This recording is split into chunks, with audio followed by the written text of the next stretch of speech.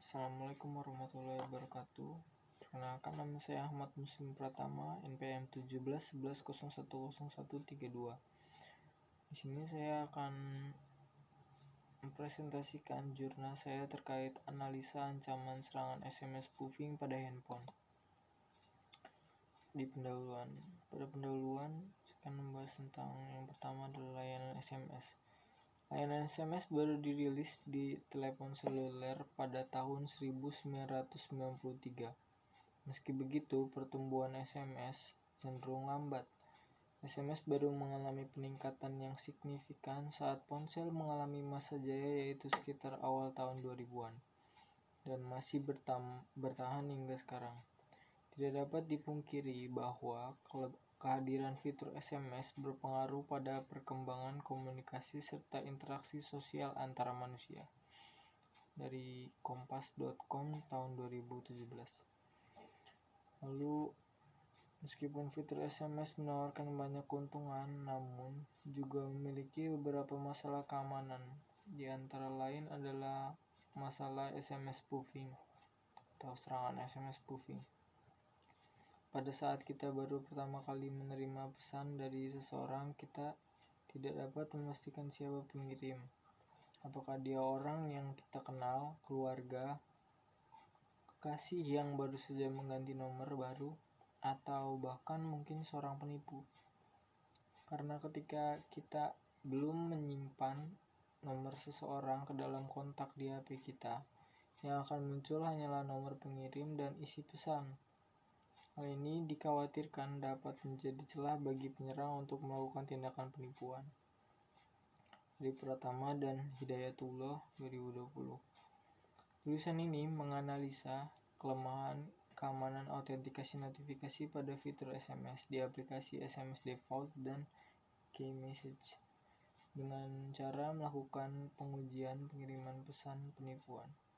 Teknik dan analisa ini semata-mata dilakukan untuk menambah wawasan tentang keamanan fitur tersebut.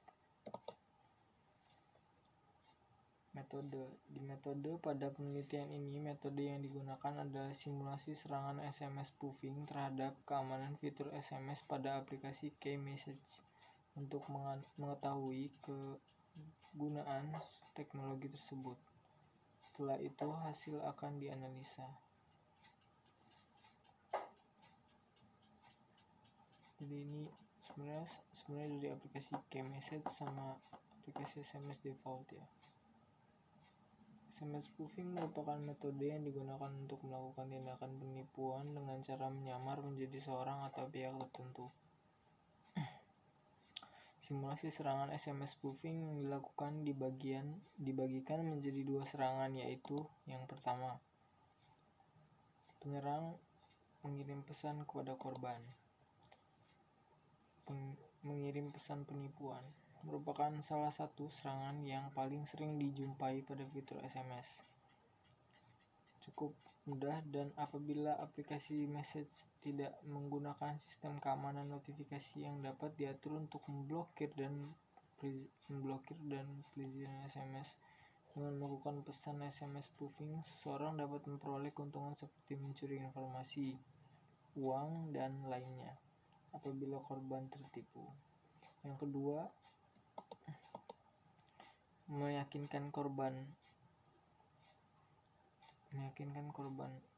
merupakan metode pendukung serangan.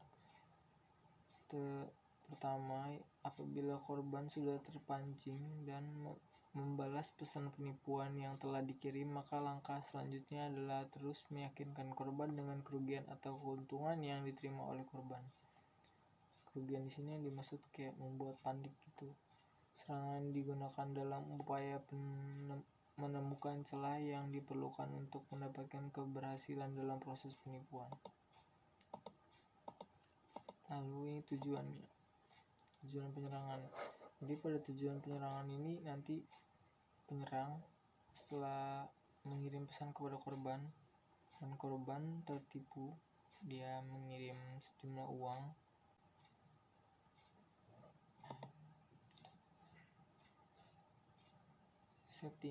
Pada setting aplikasi default dapat dilihat bahwa di sini tidak ada fitur yang memungkinkan diblokir langsung atau nomor tidak dikenal langsung diblokir. Di sini hanya ada tulisan kontak yang diblokir dan serta bantuan dan masukan.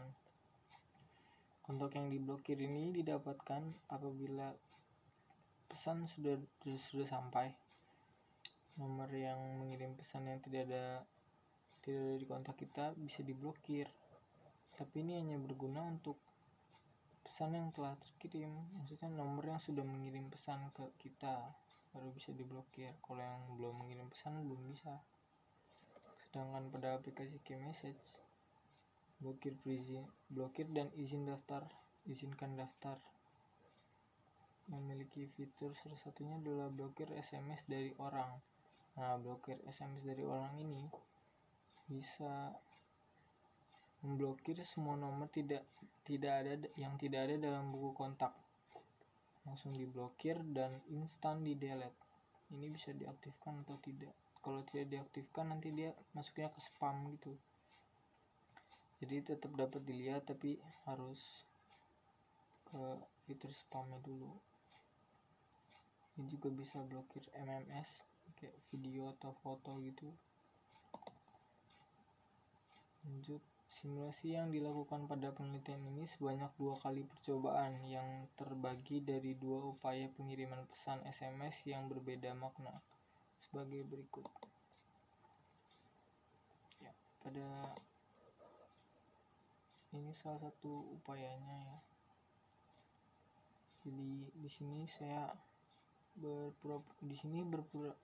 penyerang berpura-pura menjadi seseorang atau pihak tertentu, yaitu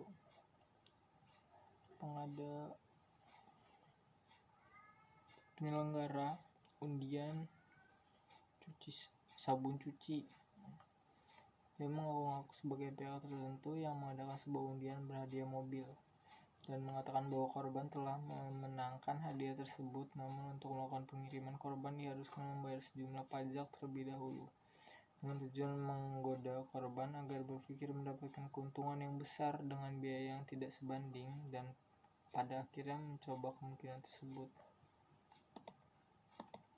Hasil yang didapatkan dari uji coba pada SMS default, aplikasi SMS default, pesan yang dikirim pada 22.04 masuk di pukul 22.04. Sedangkan pada K-Message sampai pukul 22.07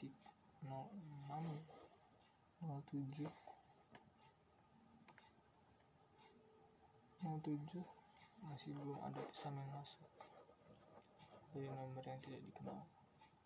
Ada cuma nomor 550. Hasil dan pembahasan. Serangan SMS spoofing yang telah dikirim dari nomor yang tidak dikenal pada aplikasi SMS default dapat diterima oleh pengguna. Jika diterima oleh pengguna dengan melihat kemungkinan serangan berhasil, hal ini dikhawatirkan dapat menjadi celah bagi penyerang untuk melakukan tindakan penipuan. Sedangkan pada aplikasi K-Message telah di-setel dengan mode blok nomor SMS dari nomor yang tidak dikenal, maka aplikasi K-Message tidak dapat menerima notifikasi SMS dari nomor yang tidak dikenal. Cobaan pada penelitian ini menunjukkan bahwa setelah dilakukan penyerangan oleh HP Vivo kepada HP Asus pada jam 22.04 sampai 22.04, aplikasi SMS default menerima serangan SMS spoofing dan masih di perangkat yang sama, namun dengan aplikasi yang berbeda. Aplikasi K-Message tidak menerima pesan pada jam 22.04.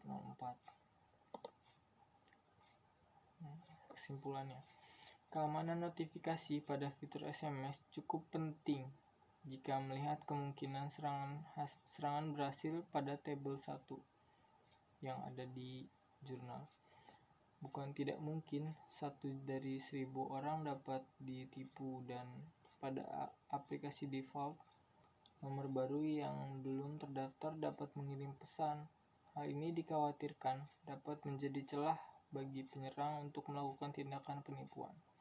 Sedangkan pada aplikasi Key Message, pada setting blokir dan perizinan memiliki fitur tambahan yang dapat blokir SMS dan dari nomor yang tidak dikenal, sehingga dapat disimpulkan bahwa jika aplikasi SMS default dapat memiliki keamanan notifikasi yang memungkinkan pengguna dapat blokir pesan dan dari nomor yang tidak dikenal, tidak terdaftar pada kontak. Hal ini dapat lebih menjamin ketenangan dan kenyamanan pengguna.